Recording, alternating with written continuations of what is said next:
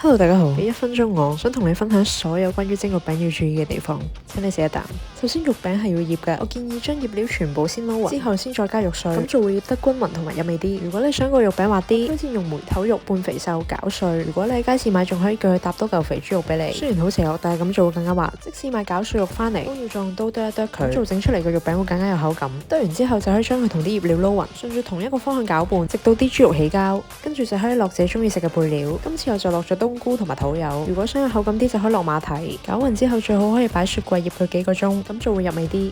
因為我中意食厚身肉餅，所以蒸嘅時候揾隻細啲嘅碟，將啲肉餅盡量鋪平，直到貼住晒隻碟個邊。因為肉餅蒸嘅時候會縮水，只要肉餅係貼住個邊 fill in 晒成隻碟咁樣擺，咁蒸出嚟就會係一個好靚仔嘅圓形。跟住就可以準備攞去蒸。今次由於我個肉餅有啲厚，所以我將佢蒸咗15分鐘。大家可以因應厚度而自己調整時間。最尾揼埋啲葱花上面。如果你唔係好肚餓嘅話，建議你將佢 rest 5分鐘，個肉餅會索翻啲肉汁，咁就會更加好食。送飯一流。